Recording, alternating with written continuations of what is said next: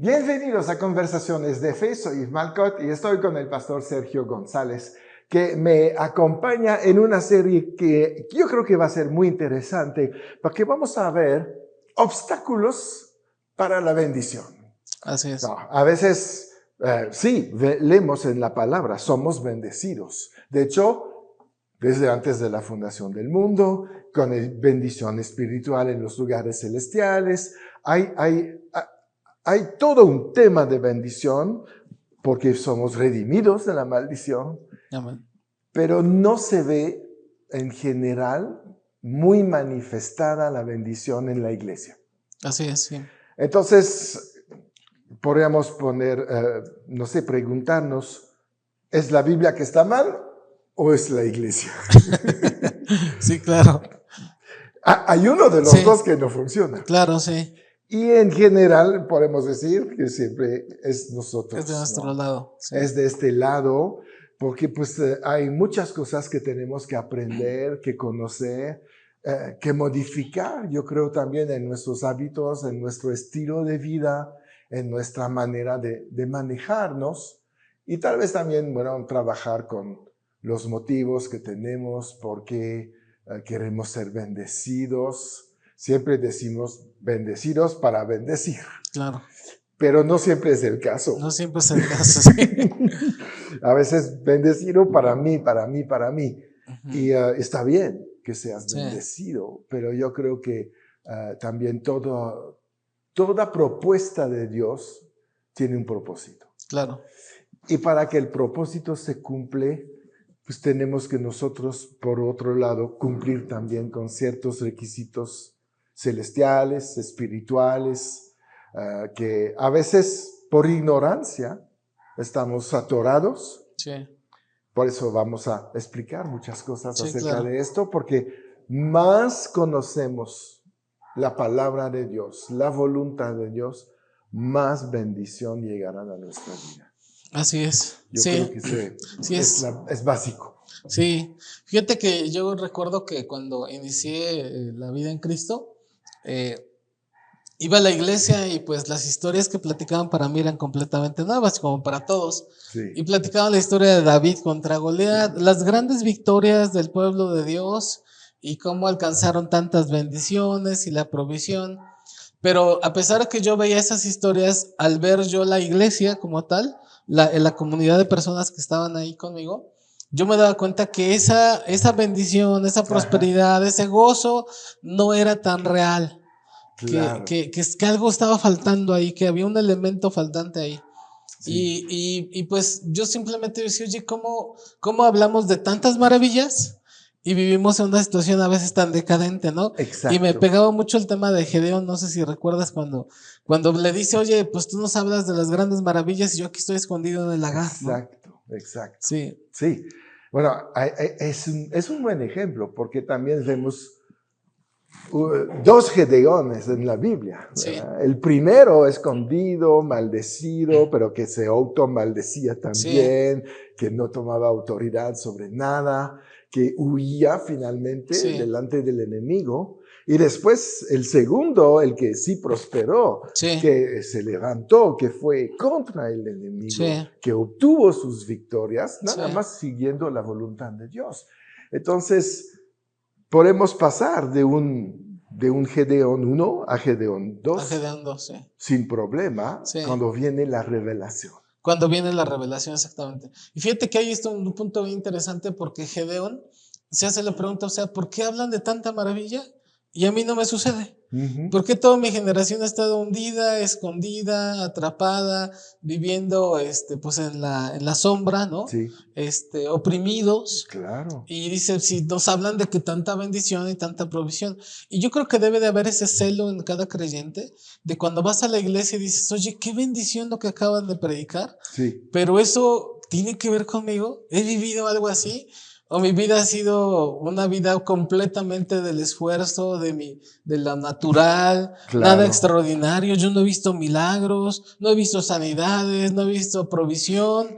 Y es tan común esto, que la gente predica de un Dios tan poderoso que por lo visto no es tan eficaz en su vida. Claro. Y esa disyuntiva hace, fíjate, dice por ahí en el libro de Juan, dice que sean uno para que el mundo crea, ¿no? Sí. Cuando nosotros vemos unidos a Cristo, el mundo puede creer. Exacto. Pero cuando nosotros les decimos que tenemos un Dios poderoso y no se refleja mucho en nuestras vidas, muchas veces dejamos ahí como una onda de, híjole, ese Dios como que no lo veo que esté tan cooperador contigo, ¿no? Exacto.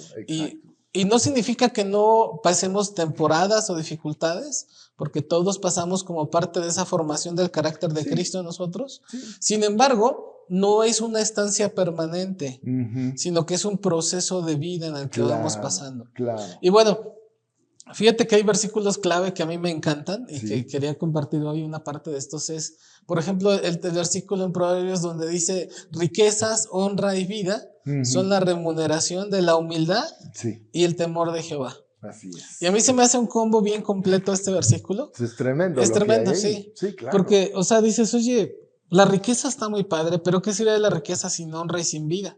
O sea, sin salud, siendo alguien denostado por donde te pares, ¿no? Claro. Pero sabes que si a la riqueza le añado honra, que eres una persona honorable donde te pares, dices, oye, qué combo tan bonito. Claro. Pero aunado a eso también una vida de sanidad, una vida plena, ¿no? Sí. Entonces es como un combo perfecto. ¿Por qué? Porque hay veces que persiguiendo la riqueza, hay gente que pierde la familia o pierde la salud o no vive honorablemente. Exacto. Y ese tipo de cosas, dices, sabes que yo soy un Dios que te da el combo completo. Y pone 2 puntos importantes para que vivas en eso. Ajá. Y yo creo que una pregunta básica es, oye, yo no los vivo, ¿por qué? Si me faltará un poco de humildad. Y yo creo que cuando nos empieza a picar aquí la idea de que a lo mejor no soy tan humilde como creo, ¿ah? Exacto. La falta de humildad se va a manifestar en la autosuficiencia. Si hablamos de finanzas, de prosperidad, es cuando yo voy a hacer las cosas, ¿verdad? Yo voy a obtener, lograr, alcanzar, etcétera. Y ponemos a Dios a un lado. Que sí se puede, porque hay gente sin Dios que prospera, pero van a llegar a un límite, límite de la capacidad humana o la capacidad del mundo, ¿no?, de hacerte próspero. Sin honra. Exacto. Sin vida. Exacto. Mientras del otro lado, una vez que entendemos esto, vamos a vivir de una manera muy diferente, porque no va a ser en nuestro esfuerzo, ¿no?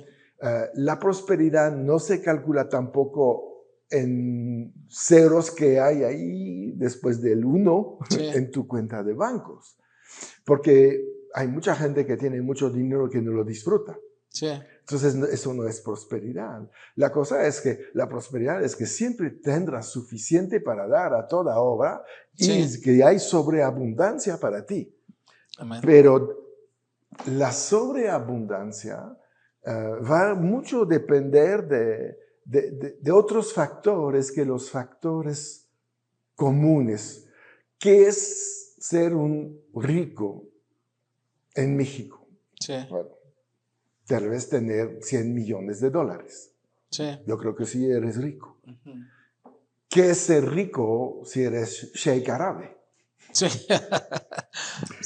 ¿Me entiendes? ¿Y qué es ser rico siendo Salomón? Claro. Es otra cosa. Entonces hay escalas.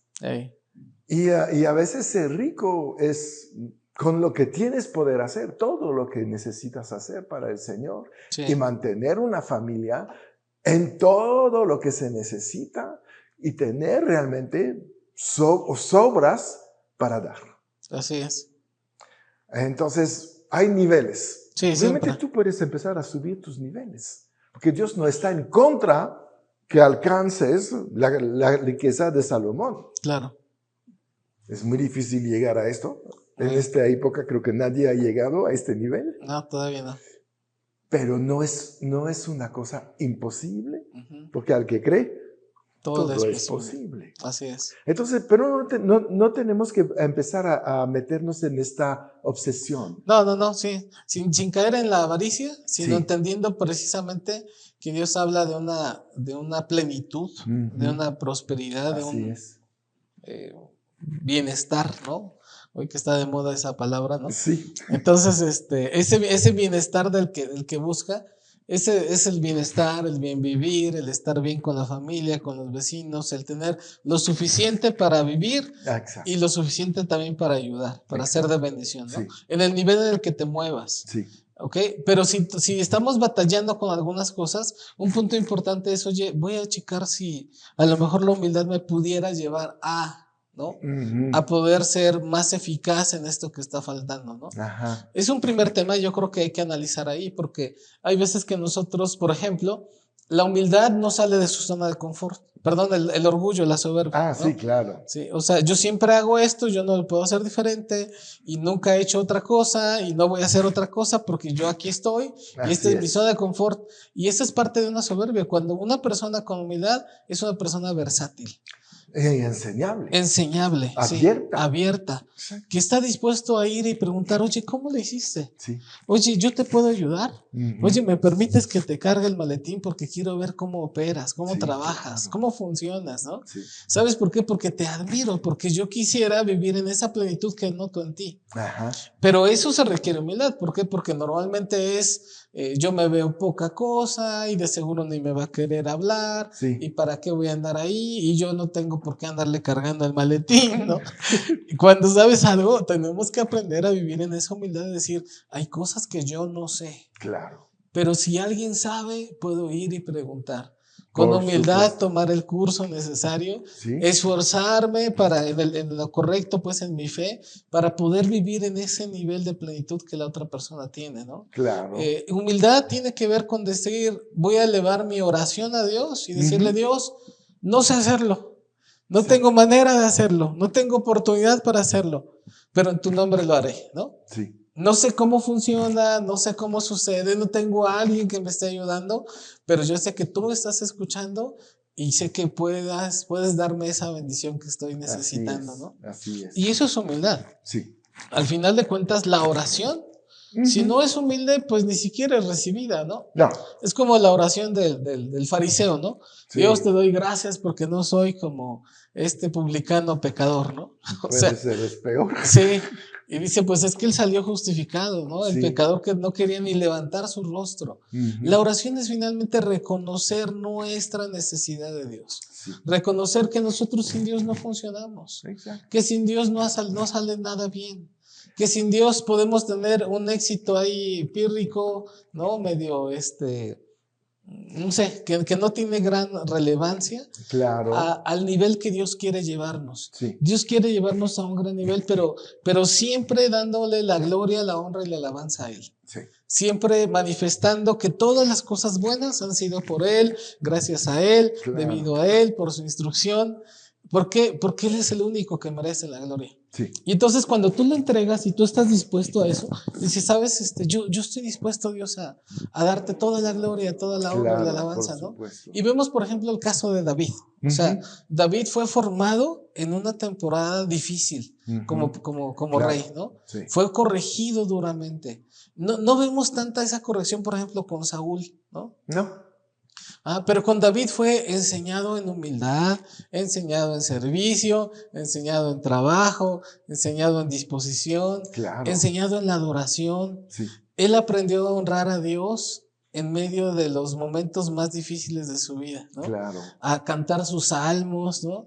Sí. A decirle, Dios, yo te necesito, Jehová es mi pastor, nada me faltará. Sí. Y a lo mejor estaba con la escasez más terrible en su vida, claro. Pero con su boca estaba honrando a Dios, eso, ¿no? Eso. Y la honrar a Dios es una muestra básica de ser humilde, ¿no? Sí. Es pasar, realmente es rendirse. Rendirse, sí. Rendir su vida diciendo, bueno, ya todos mis esfuerzos ya los hice, sí.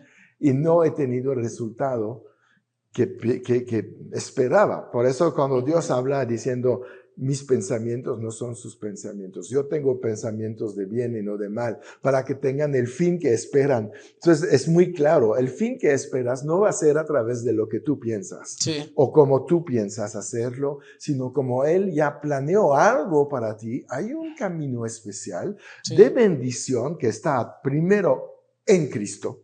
Ese, sí. Es el primer paso. Obviamente, sí. Y una vez que estás en el camino, ya puedes decir, mi camino ahorita es tu camino, Señor, sí. Porque es Cristo. Sí. Entonces, ya estoy modificando ciertas cosas, ya decido no ir a donde yo quiero, sino donde Él tiene para mí la bendición. Sí. ¿Cuántas personas hoy en día oran al Señor diciendo, Señor, bendice mi negocio? Sí. En lugar de decir, Señor, ¿dónde bendices? Sí. Porque es ahí que voy a ir. Ahí no voy a ir en mi camino. Sí. Tu camino es más alto. Entonces, ¿para qué me meto yo a buscar algo? A buscar una alternativa humana cuando tengo una opción celestial, Sí, divina. Sí. ¿No? Y es ahí donde tenemos que orientarnos más hacia lo espiritual y menos hacia lo terrenal. Sí, sí, fíjate, por ejemplo, dice, hemos trabajado toda la noche y no hemos pescado nada, Sí, ¿no? ese es un ejemplo. Y dice, más en tu nombre echaremos la red, ¿no? Y echan la red y es que Dios sabe dónde están los peces, ¿no? Sí. Dios sabe dónde están los peces. El plan de Dios es cosas grandes y ocultas, ¿no? Sí. Entonces, es ahí donde encuentras esa grandeza, es ahí donde Dios te da esa idea maravillosa, es donde te aparece esa oportunidad genial. Así es. Y es ahí donde tú dices, wow, o sea, esto solo lo pudo haber hecho Dios. Exacto. ¿Sí me explico? O sea, no te queda duda de que fue Dios quien obró, ¿no? Sí. Sí. Vemos, por ejemplo, cómo Dios usa a Moisés durante todo su proceso, pero también cómo el proceso de Moisés para aprender humildad en 40 años, ¿verdad? Sí, claro. Entonces, claro. cómo él finalmente es esa herramienta útil para Dios Uh-huh. y puede servir de ser el libertador del pueblo. Exacto. Pero vive todo ese proceso, ¿no? Sí. También vemos el caso, por ejemplo, de Salomón, que dice, pídeme lo que tú quieras, y él pide sabiduría. Claro, ¿no? claro. Y dice, ¿sabes qué? Con la sabiduría yo te voy a dar riquezas también, Exactamente. ¿no? Sí. Porque ya calificas. Calificaste, ¿no? sí. Lo que es tremendo con Pedro y la pesca milagrosa Sí. es que son hombres de negocios. Sí. Obedecen a Cristo y Dios bendice con una sobreabundancia. Imagínate la venta que tuvo este día. Sí. ¿no? Pero ¿qué hizo? Bajó de la barca y dijo, esto se acabó, yo voy contigo. Claro. Porque lo que logré con la pesca toda mi vida, con esfuerzo, no se compara con lo que acabas de hacer. Si lo hiciste con unos peces ahorita, si yo te sigo, voy a estar permanentemente en la provisión, en la prosperidad. Sí, Él entendió esto. Sí. ¿no? Y dijo, ya no hay que dudar. Sí. El camino es este.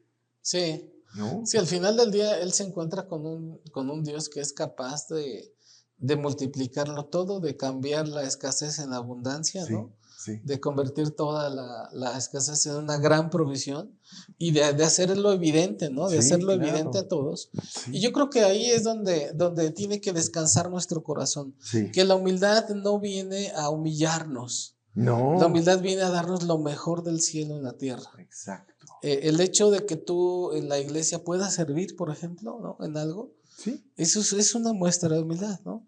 Vamos a hablar más adelante sobre algunos detalles del servicio, sí. porque también tiene que ser gozoso, ¿no? Claro, pero claro. al principio, ¿sabes qué? El servicio es algo de humildad.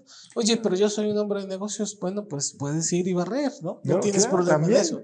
¿Sí me explico? Puedes ir y arreglar el baño, puedes ir y atender cafetería, puedes hacer en el número de cosas. Y sabes que eso es parte de ese proceso de Dios, en el cual Dios nos capacita para llevarnos a un nivel más alto, ¿no? Claro. Entonces, un principio básico, uno de los obstáculos que pudiéramos mencionar como de manera más resumida es, la humildad es una cuestión básica, ¿no? Sí. Sí. Sí. Y la otra parte de este mismo versículo habla de honra. Sí.